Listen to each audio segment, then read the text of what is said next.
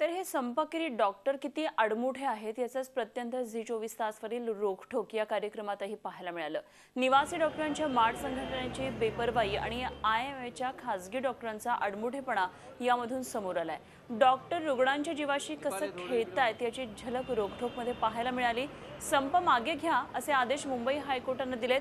डॉक्टरांना सुरक्षा पुरवण्याचं आश्वासन मुख्यमंत्री देवेंद्र फडणवीस यांनी दिलंय आणि एवढंच नव्हे तर डॉक्टरांच्या सर्व मागण्या मान्य केलेल्या आहेत।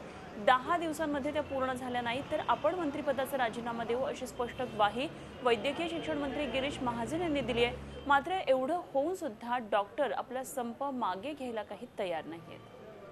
दीपाली थोडं इकडे हो ना।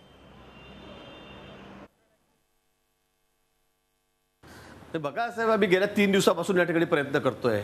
माननीय आमचे मुख्यमंत्री मोदयांनी आज बैठक घेतली। काल मी या ठिकाणी बैठक केली होती सर्वांसोबत।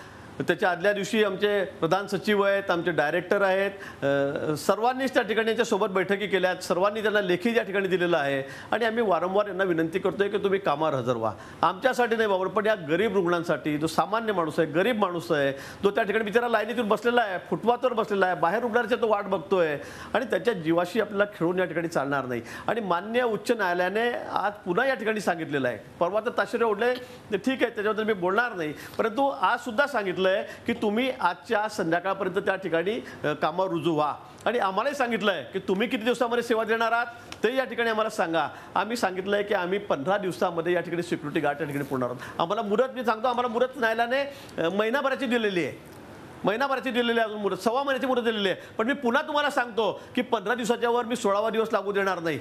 मी जबाबदार, मी मंत्री म्हणून या ठिकाणी तुमच्या समोर सांगतोय, सगळ्या जनतेसमोर सांगतोय, आपल्या चॅनलवर सांगतोय, नाही तर जबाबदार मला पकडायचं। मी माझ्या पदाचा राजीनामा देऊन टाकेल, तुम्हाला यापुढे जाऊन सांगतोय। परंतु या गरीब लोकांच्या जीवाशी तुम्ही खेळू नका।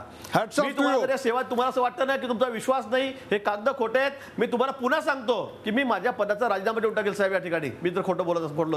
गिरीश महाजन। झी 24 तास रहा एक पाऊल पुढे।